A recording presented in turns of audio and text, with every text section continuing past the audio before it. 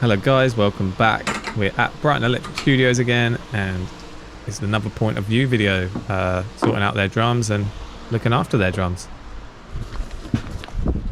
We're going to start upstairs today. We're going to look at these two snare drums that have been left on the desk and see what's wrong with them. I think the bottom one, if you watched a couple of videos ago, is one of those Mapex snares that needed the strainer put in. Yeah, good man. I managed to do one of them the other day, but didn't get round to doing the second one, so we're going to try and get that on today.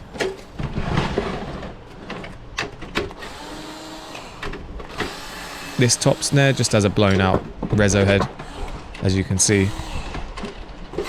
The head's completely gone, so we're just going to go ahead and replace the snare reso.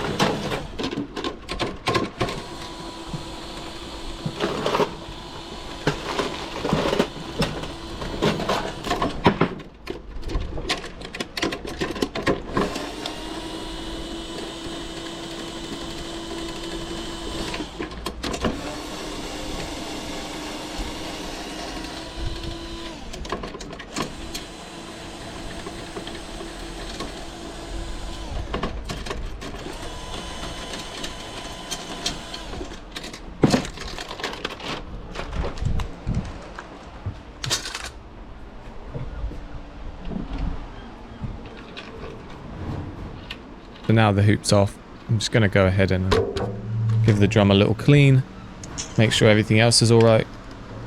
Check the top head. Obviously that top head is looking pretty rough, so I will probably end up... We got some new gloves today, some lovely green ones. Quickly realised that I don't actually like this type of glove because it's got a thick palm like plastic coating on it, and it makes it really hard to pick up like little things, and they're not accurate enough. Here I'm just trying to find my cleaning solution because I want to clean that snare shell, but I don't know where it's gone. I usually have two. This is the empty one, but I don't know where the other one's gone, so we're gonna have to fill this up at the sink downstairs.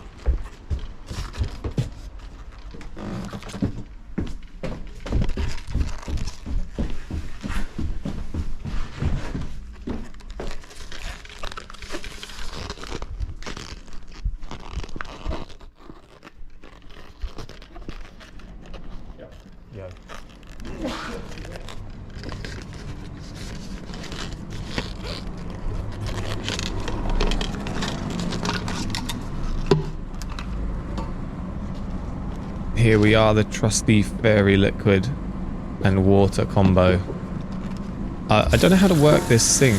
I always do this. I don't know if it actually has a continuous stream or if it is like just a shower head. It makes it really hard to fill up water bottles. Here I was like, you know what, I'll go to the toilet, and I was like, nah.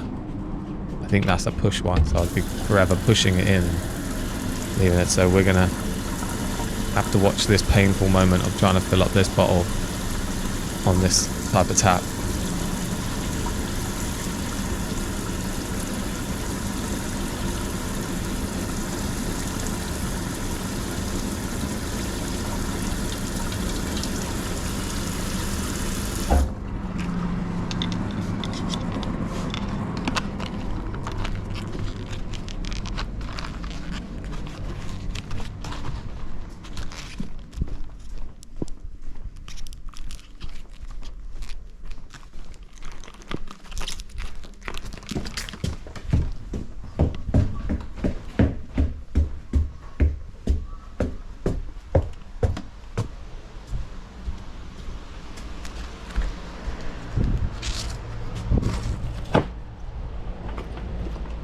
There we go. Now we can start cracking on and cleaning this snare drum up.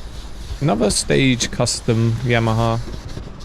There's been a few of these with the bottom head blown out recently. Must be their time.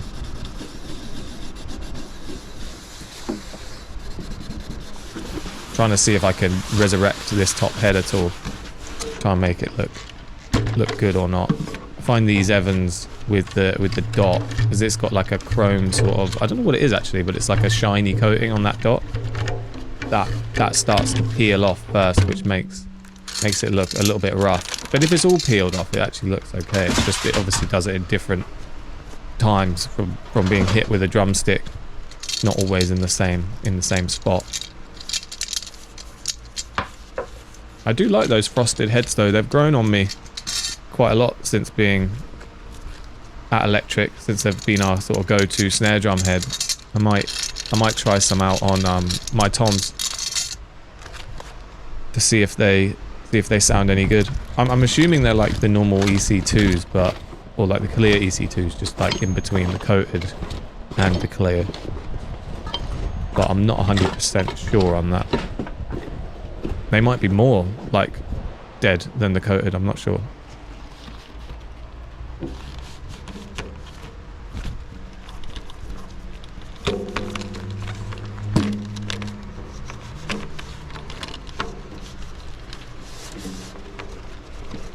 I could search this, but I do like doing these videos just like in as much of one continuous take as possible. I find it quite enjoyable to do it that way because I experience what happens only once and I'm not rewatching the same thing over and over again. And it's my initial reaction to the video as well, because I can't remember what happens all the time, or I might spot stuff on the video that I didn't spot in the moment on the day.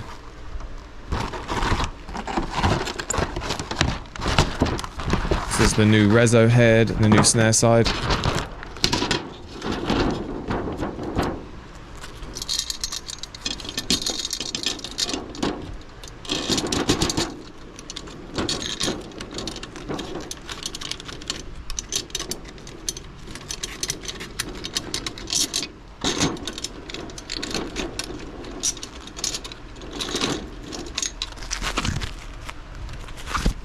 There you go. I've just taken the gloves off because, like, a job like this is a great example. It's just too fiddly with those gloves. They're too thick. You can't feel what's happening.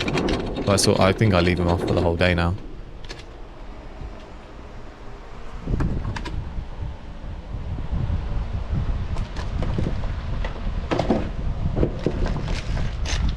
I'm missing a tension rod on the Yamaha snare. I don't know where that went. I don't know if I lost it when taking off the hoop, but we have spares, so I'm gonna get that one replaced out.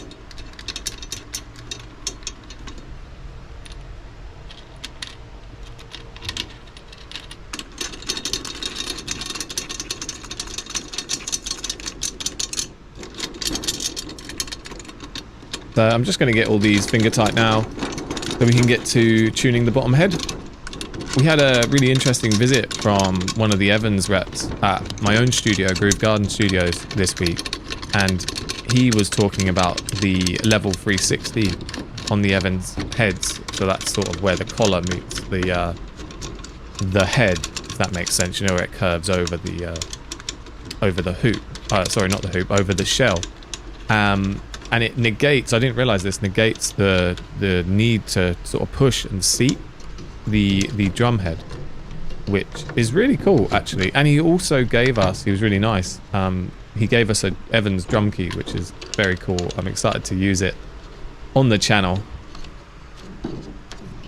and hopefully we can get a deal with them that they can give us sort of trade price at our studio, that we can sell heads and use their heads on our kits and buy directly from them, which would be very cool because they're wicked heads and they're a wicked company.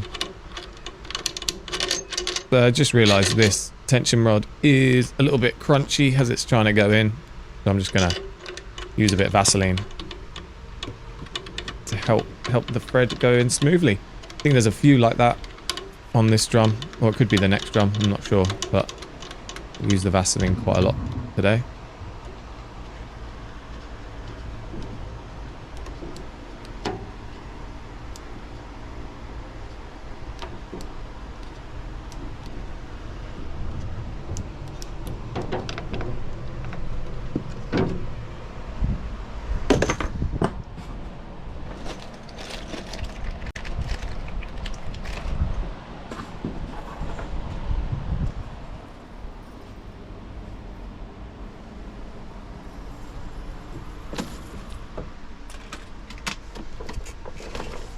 Here, I just was checking the snare string, the thing that attaches the snare wires to the actual drum, and they're a bit broken, or they look like they're about to break, so the string starts to fray, and it didn't look like it had a lot left on both sides before it was going to go, so I'm just going to cut a new snare strap. I think I actually only needed one on this one, because I think it has a strap on one side and string on the other.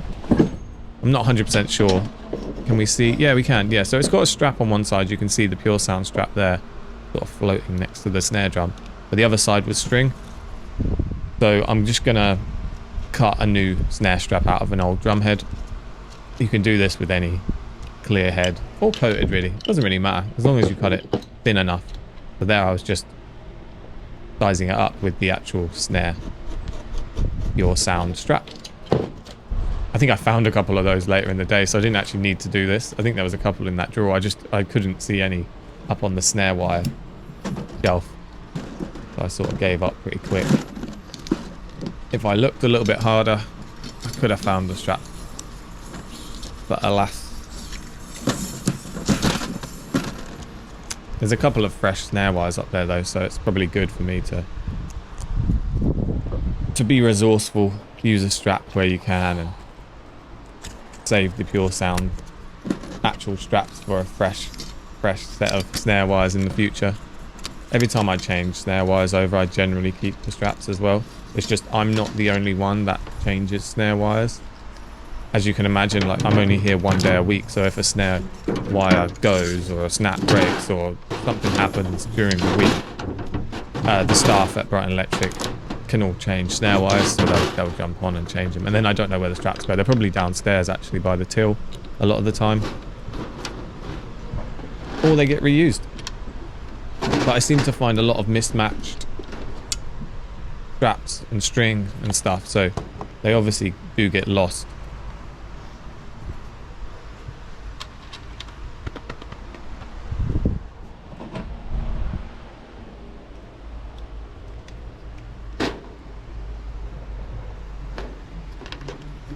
So here, I'm just setting up the snare wires, so they're going to go on hopefully perfectly. So I draw the wire over to the butt plate side a little bit further than I would on the throw off side, because when you pull that throw off on, obviously it pulls the snare wires to that side. So if you want perfectly centered snare wires, you have to set it up a little bit off center. Only a little bit, it's not a lot. I also do this with the strainer off. So here you can see that sort of pulls up, pulls it a little bit closer. Tiniest amount. It's not a lot, but it's worth noting, I think.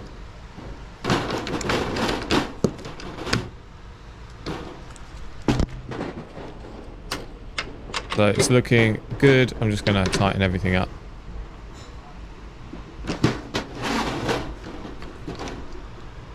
Now we can go ahead and tune the bottom head. So again, give this about 2 or 3 turns on each lug just to get us started. And then we're going to take it up pretty high.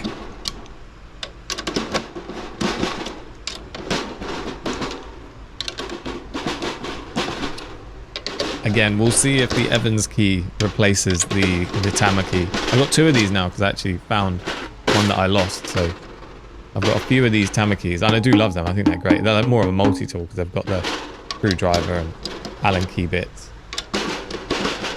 But the new Evans key, I mean, taking off heads. It's quicker than my drill. You know that electric screwdriver thing I have? The thing that's like super slow, but quite convenient because it's small enough to fit in your pocket or fit in a bag. The Evans key sort of does that with the pull cord mechanism. I'll talk about it more when I use it.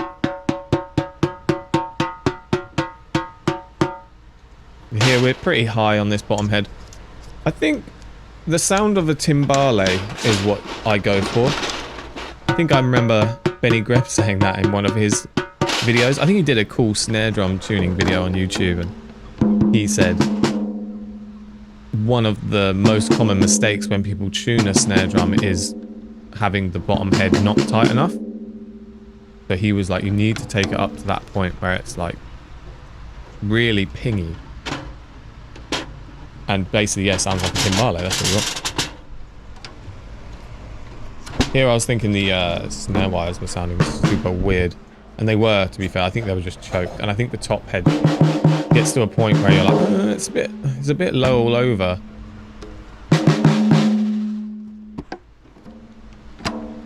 But I think I think I make the decision to take this top head off in the end, because I was like, it's not really worth keeping that on.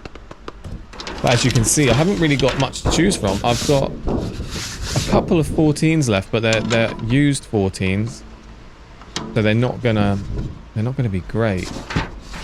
Do I just leave the frosted EC2 on? I don't know. I think I'm gonna go with the ambassador coated.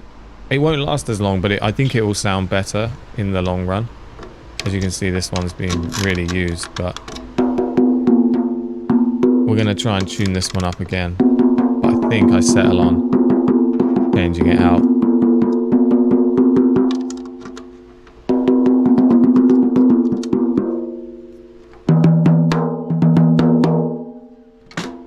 Look at it. Can you see that chrome sort of plating I'm talking about? So you see the bits in the middle there? They're the shinier bits on that circle. They're actually some of the finish that hasn't left. I know it looks like they're more damaged than the other bit, but it's not. That's what the finish used to be like, a shiny. So if it was all gone, all that shiny bit, it would actually look okay.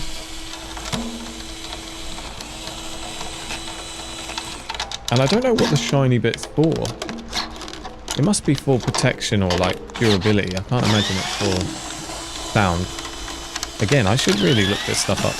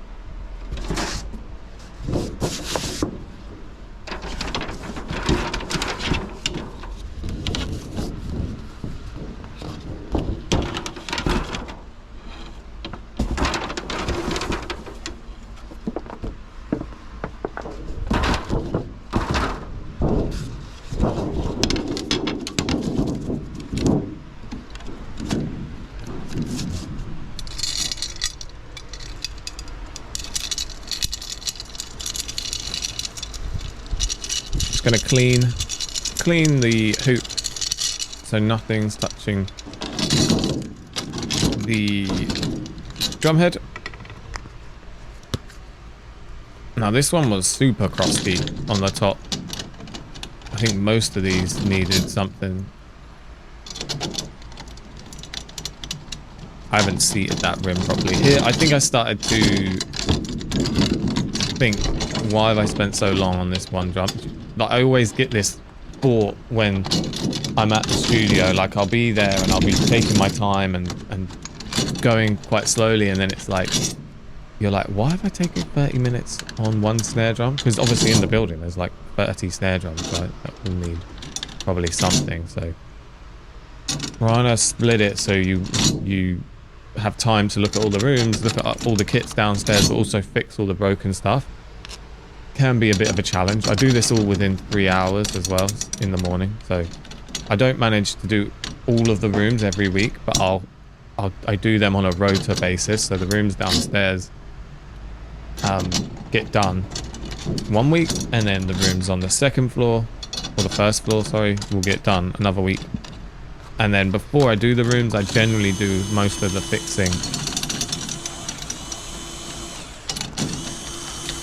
But sometimes there's lots of fixing, so sometimes I don't get to do a lot of the rooms. But the rooms are more important because that's sort of the business, right? So it's a rehearsal studio, so whatever's in the rooms needs to be looked after, needs to be checked up on. The studio will still work with broken snare drums upstairs, but it won't work if hardware and drums are broken in the actual rooms. Say like a kick drum leg's gone and the kick drum's moving. That's quite annoying to come to a studio, spend your money, and then the drum doesn't work how you would expect it to. Can be frustrating, right? But you can't catch everything. It is inevitable that there will be stuff broken, not working exactly right, hardware that sort of slips, snare drum stands that don't tighten up as much as you would like, just because there's too much to check, really. You would need someone in every morning checking this stuff out, because every day you have multiple rehearsals coming through each room. And maybe not every day, actually, maybe every other day is probably the sweet spot for that sort of stuff. This Ambassador is probably going to sound great. They are great heads, the Remos. I know I just kept going on about Evans, but Remo heads are great as well. The Ambassador is sort of the classic head, isn't it? They're sort of the original drum head brand, I would say, whereas Evans are the new guys. But I think right now Evans are probably doing it a bit better in terms of like they're getting out there and they're in more studios, especially in Brighton. I mean, this might not be the case in maybe America or abroad, but especially in England and in Brighton especially, Evans are everywhere. But you don't see a lot of Remo dock heads in studios and in rehearsal studios. Which, if you're a beginning drummer, right, and you're starting out and you're just constantly, you see this logo in front of you, I think it does something to your brain, right? You start seeing this, you associate it with certain things. If it sounds good all the time, people are trying out your products. It's just such a good way to promote your products and to get out there. So I think here I was sort of happy with where we've got to. Again, I'll tune it more downstairs when we're in the room, because drums do like to change depending on what room they are in.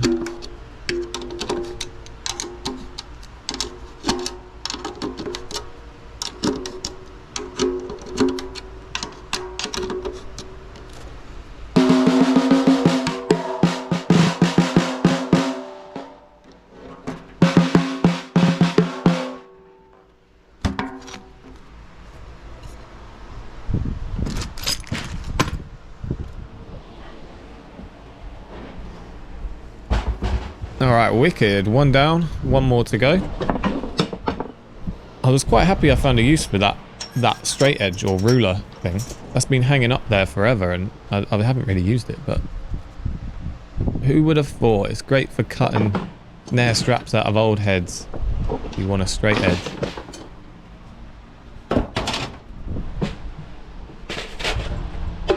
So just going to check out what's going on with this snare.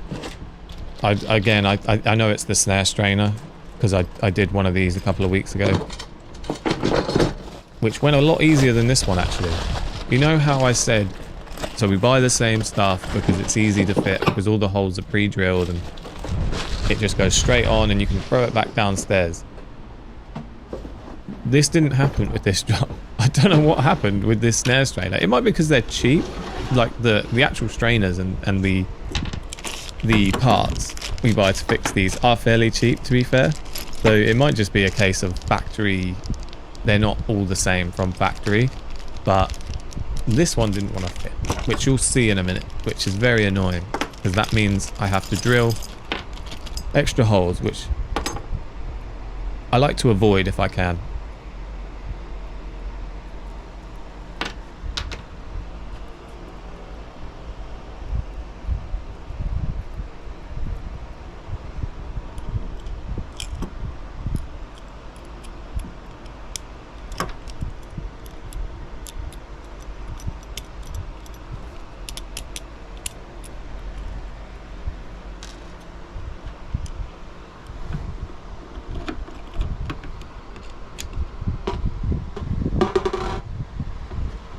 So I'm just fitting the new bolts through those little holes. It's got 2 holes, top and bottom, of this snare strainer, which look like they line up pretty well when you look at it, but it's this top one now. And there you go. Great jump to me drilling, right? Because I was there for, I must have been there, I don't know, another 25 minutes trying to get this thing to fit. I think this is halfway through my drilling as well. So I'm basically trying to get this hole bigger to start with because it was tiniest bit out, probably like half a centimetre out. So I thought if I just make the hole bigger, it should then work, right? Because there's not a lot in it. And I tried to use files that you'll see in a minute, and bigger drill bits, and I ended up having to go a little bit bigger than this, I believe.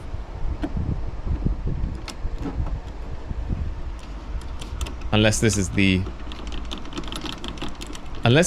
end, actually. Wait, that looks pretty snug. It looks pretty snug. Not quite going, I don't think. No. So I needed to get a bigger one. I thought I skipped out. I did skip out a lot. I did my first ever cut. I always said I wasn't. I like these videos because it's like one continuous thing, and it's that point of view footage. And you can see what happens within an hour, basically, because that's how long the GoPro battery lasts for.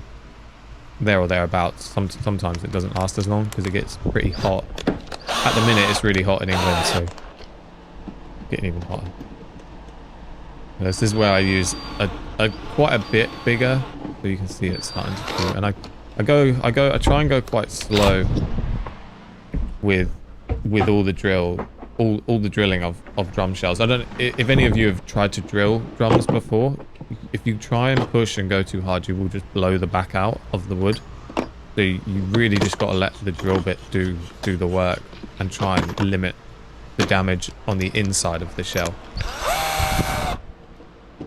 Which is not always easy, but it's quite nice because I get to practice on a lot of drums that aren't necessarily high end or well looked after, if you know what I mean. They're just rehearsal studios drums. They've been abused for 15 years, so you can afford to make some mistakes, especially when I started doing this stuff. Now I mean it's pretty easy. I've done a few of these, but when you first do one, you do need to do it right. You learn by doing things, so having the freedom to be able to do this stuff and just try things out is invaluable, really.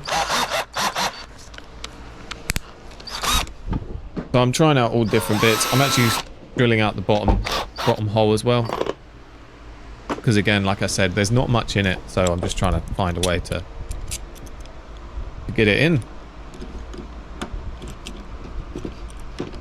It's nice as well because most hardware on drums come with washers for the inside, so you can cover up most sins with a washer. You can see there. That was another little cut. Did you see? But that was about it. We were pretty much there after all that drilling. It fit perfectly.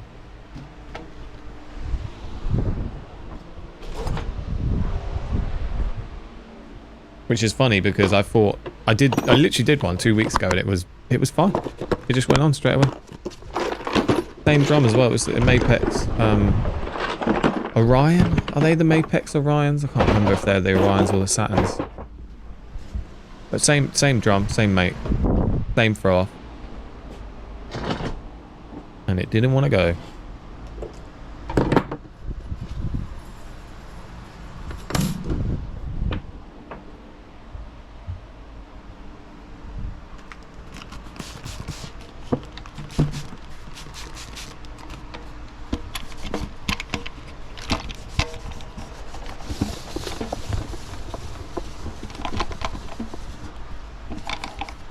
I actually cleaned these drums a couple of videos ago, these two Mapex snare drums, so that's why I'm not really doing a deep clean. It's just a general wipe down. So I think it just picked up some extra dust from sitting on my desk for an extra week.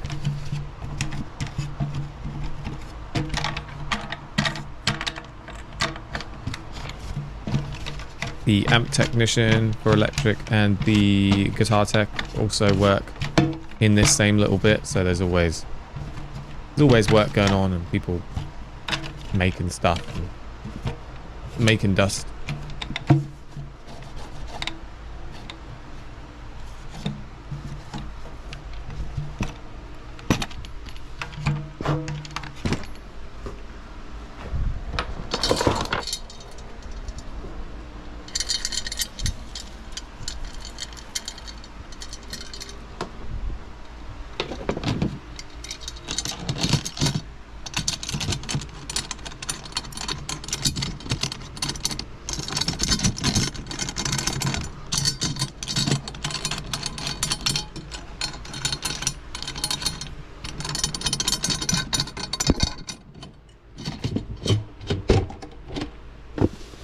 So we're just going to finish prepping the reso head, ready for the snare wires to go back on.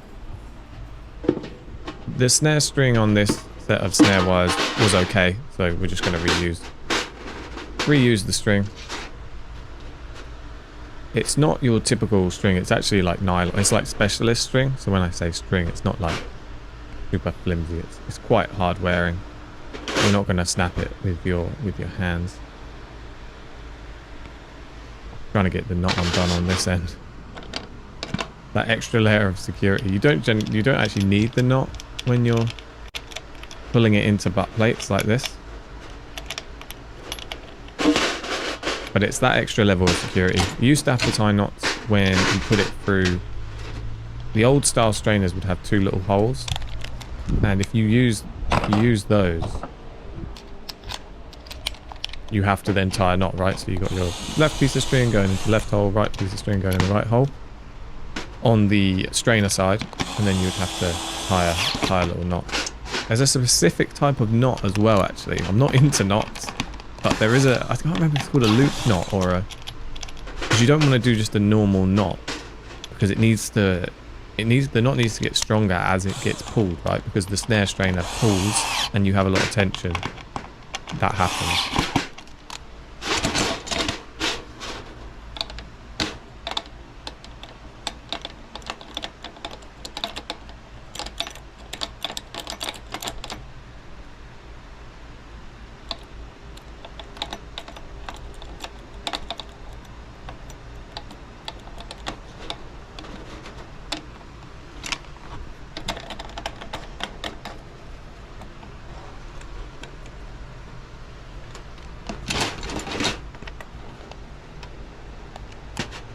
So I just had a little look because I was interested on what knot. A surgical knot, which is a reef knot with an extra wrap, or just a basic square knot apparently works. This prevents the cord from slipping when the tension of the strainer is applied. See, there you go. We're all learning new things. I always have to go on. When I find one of those strainers nowadays, I actually still Google, and I just copy the. There's like a little diagram of someone tying one of those knots at the top, and I just copy that.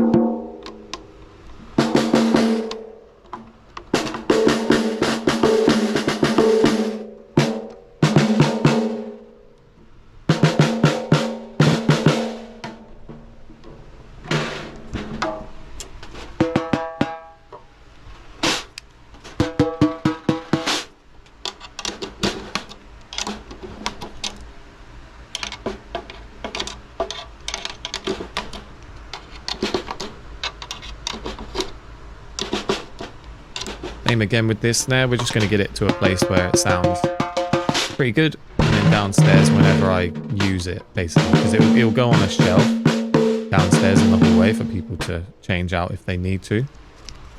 And when I change snares out, I'll bring them into the room.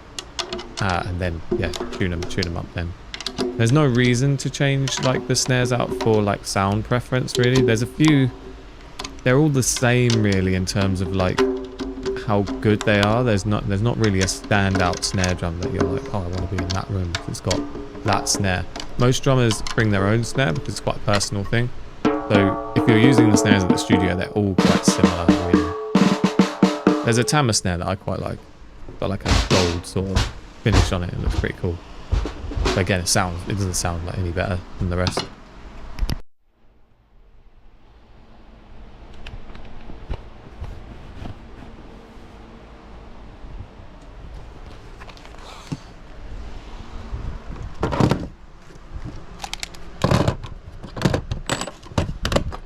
So that's it for the snares upstairs. We're just going to pack down, put everything away that needs to go away. Return Presley's drill back to him. This is where the drill lives. This is where Presley works.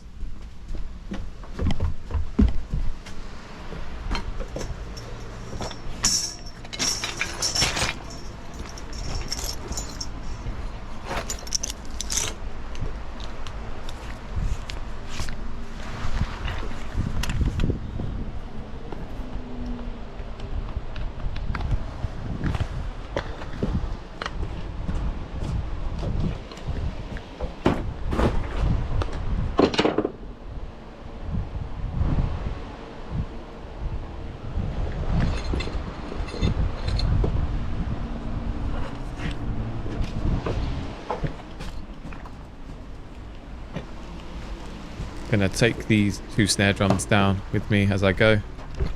Get them back downstairs in case anyone needs them for the day. You could see just there on my phone it was about 9:15. So the studio's been open for about 15 minutes now, but it doesn't get super busy in the morning, especially not in summer holidays at the minute.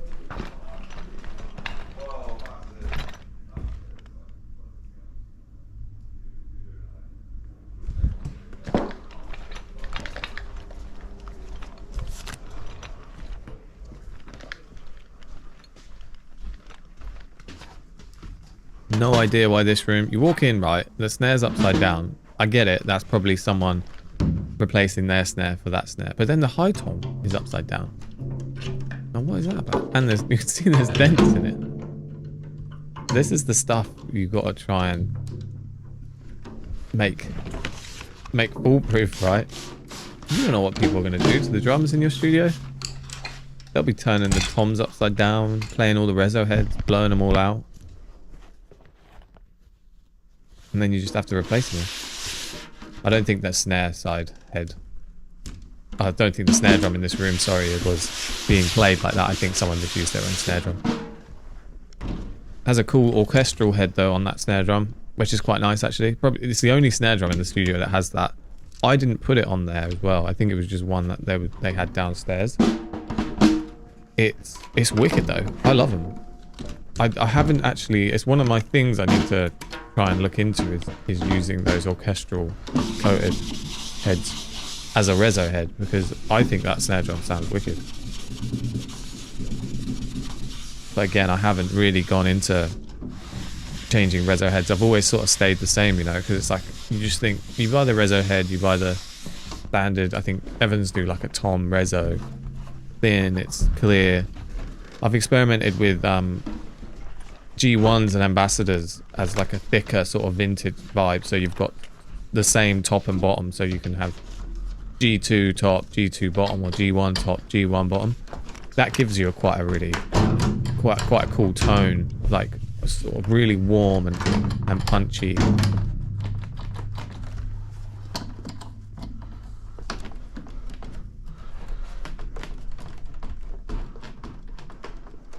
Just checking out, seeing if that kick drum's moving. It wasn't. It was a little bit, but it wasn't wasn't as much as I thought it was going to be when I first looked at it. Now we're just going to hear how these drums sound.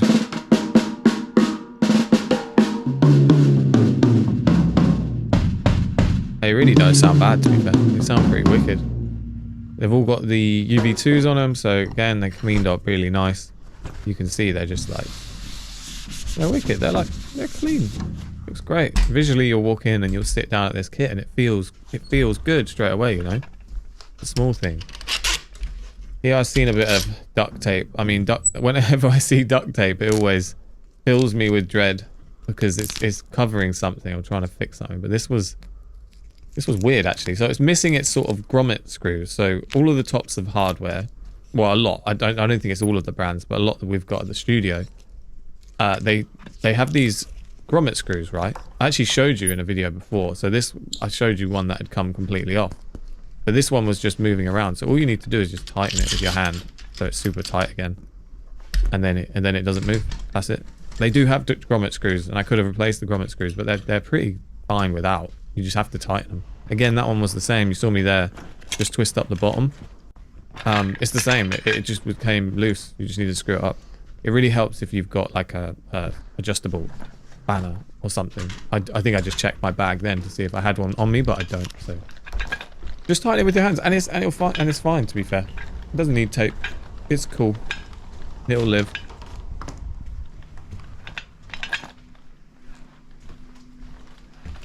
So yeah, that was a easy room, right? Some of those you just walk in. This is nice, like done. Super clean, nothing weird happening. One bit of duct tape, that's alright. Oh man.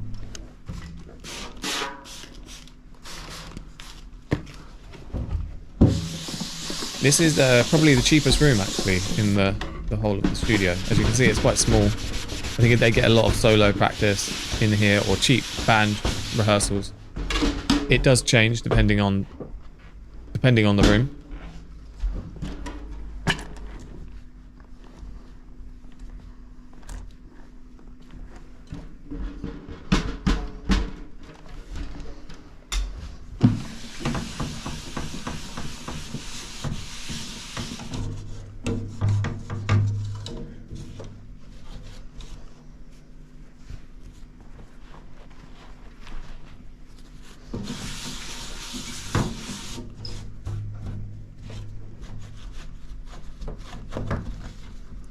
I'm just gonna go ahead and clean this drum kit up, try and get rid of the dust, the grime, and see if I can spot anything else wrong with it.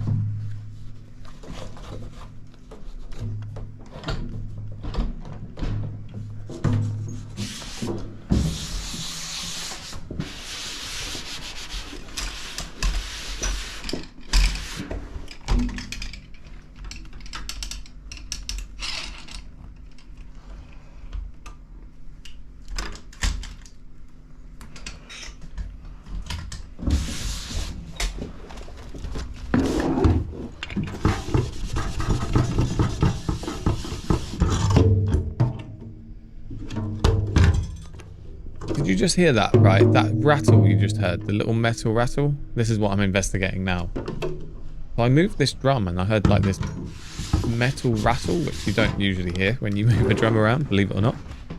So I was sort of perplexed by what it could be. I couldn't see anything, but I'd sort of...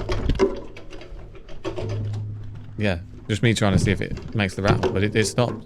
I don't know what it was. There must be something in there. You can see I'm sort of throwing it around like it's not making a noise, so we'll leave that one for now.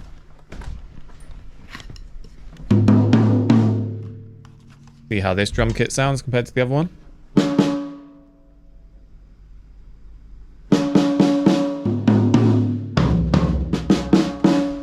Don't sound too bad. The rack tom on this one is a little bit open, a little bit like sort of bombastic sounding, not as warm as I would like it, but I think I try and mess around with it here, and it's quite hard to get this one sounding good.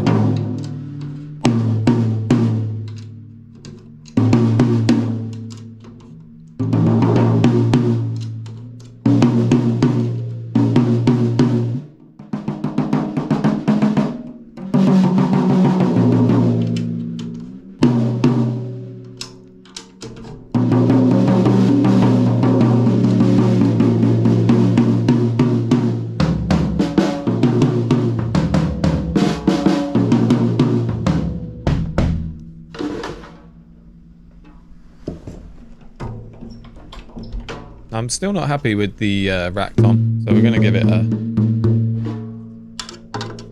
a little tune on the bottom head. It's quite high, so I'm just going to mess with it. I mean, it's got a lot of tape on it. Not even like one bit, right? It's like random bits everywhere. Pink bits, blue bits. It's just, yeah, it's a mess under there.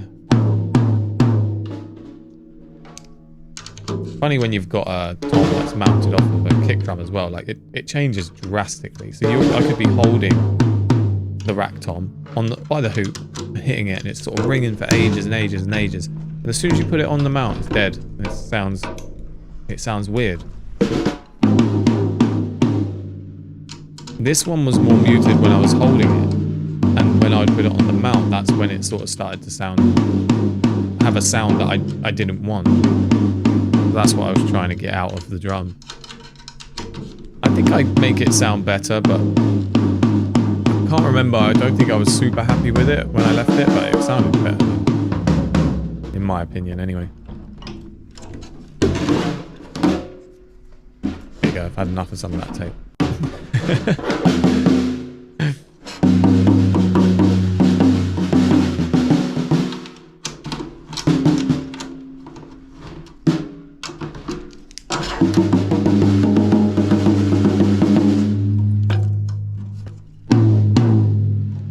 That's got the stock reso head as well. You can see on there it's the UT, the Remo, which comes on these kits, which goes to show how long the reso heads last for. Or it does probably need a change, to be honest, but like how not hitting the head, right? It just lasts forever, really. But it could probably do with the change, to be honest. But I don't have any 12-inch tom resos at the moment. Again, they don't get changed that much. Snares do, because they blow out. But yeah, the resos on the toms and stuff don't get changed too much.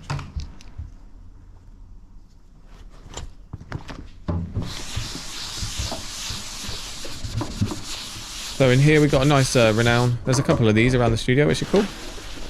They're wicked drums.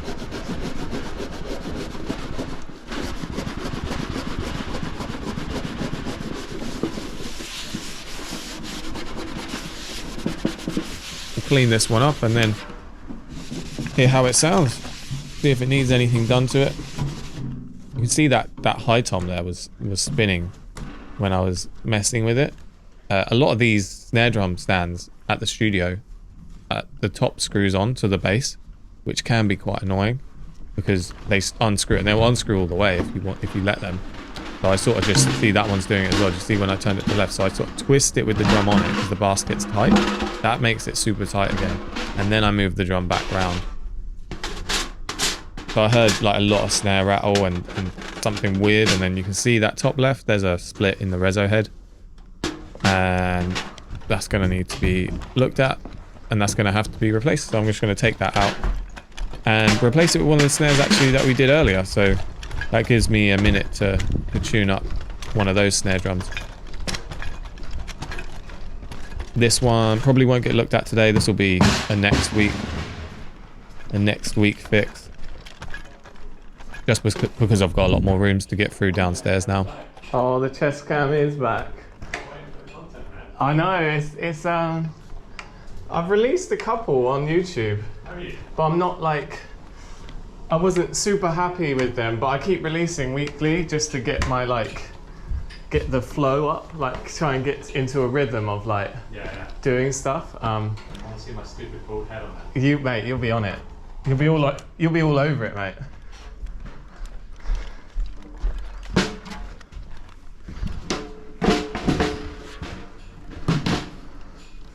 So I picked the Mapex up, which was probably the best sounding one when I was like hitting them upstairs. So we're just gonna see how this sounds. Just fine tune it now to make it sound good in this particular room. See that pillow's like super pushed up against the batter side of that kick drum there. See it, right? I'm just gonna move that so it's not so much on the batter side and more on the reso. No rules with packing your kick drum, but you still want it just touching the front, sort of the reso head, and the batter head, I guess. But if you've got EMADs like these, you already have the thing on the batter side, so just having something pushed up against the resos is gonna give you quite a nice sound.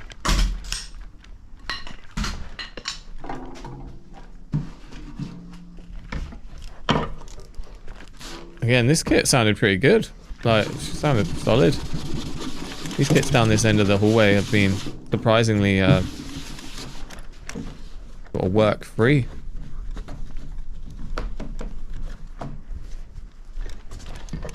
Which is always nice. You never know what you're going to get.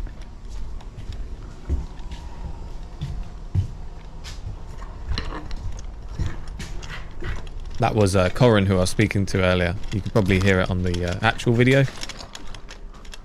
He's really nice. He's the hires manager and he works at Electric. And he's usually in on Fridays early mornings, so I see him a lot. This is the live room I'm doing now. So we're sort of doing this end of the studio downstairs. This will be the last room because I think my camera dies in a second and I have to set up my phone. So we actually get a second angle, which is quite nice to be fair because you get to see a bit. But obviously immediately you can see gaffer tape all over the snare. I'm just really slowly trying to peel that off because you can peel the UV head off with gaffer tape, which is not great. But yeah, I managed to do that and then clean up the heads and they look pretty clean. And this is, obviously I didn't realize when the GoPro ran out of battery, so I'm just in the tuning stage now, so I've cleaned all the heads and I'm just trying to make the drum sound good. And that snare sounded wicked, man. It's like super tight, right? So I'm actually going to take it down a little bit. To take it tiny bit lower than what it is at the moment, but it sounds pretty good on the video, to be fair. You can hear like some of them are super high, some of them are super low. That'll just be sort of that quick fix. Like people aren't, when you're at rehearsal studio, even the live room, like, so they do gigs in this room. You sit down on a kit and you might get 2 seconds to hit it and be like, does that sound good? Does that sound better? You know what I mean? It's not like you're sitting there like me and really like looking in. So that made me laugh there just because they were literally not even finger tight. The toms. I don't know what was going on here. But yeah, they were just, they weren't even finger tight. They were all just completely loose. And you could hear it, right? It just sounded awful.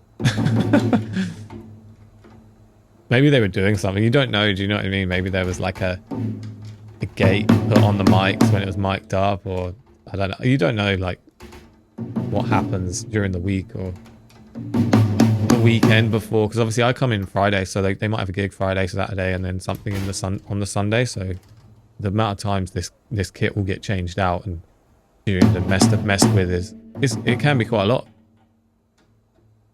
But yeah, I'm just going to take it up. I'm not going to take it up far. This little pink Ludwig is wicked, to be fair. It rings a lot. Like, it has quite a long sustain on the toms, which not many people like in this room. I have tried to like put cotton balls in the floor tom and stuff, and I'm trying to get it to a place where it sounds good, because every time I come in here there's always some sort of moon gel or something on the floor tom, or do you know what I mean? Like, people like the kit. It's a really cool kit and it looks cool, but I think the sustain on the toms is a little bit too long for most people's preferences. But as you'll hear in a minute, like, it sounds wicked. I like this kit. It's one of my favorites at the studio. So I get it sounding pretty good, to be fair. It sounds great. It's a wicked little kit. The kick drum, when I hit it in a minute, you'll hear that does need to be tuned as well, which I do, but I sort of run out of time in the video. But yeah, thanks so much for watching, guys. Really appreciate it, and hopefully catch you in the next one.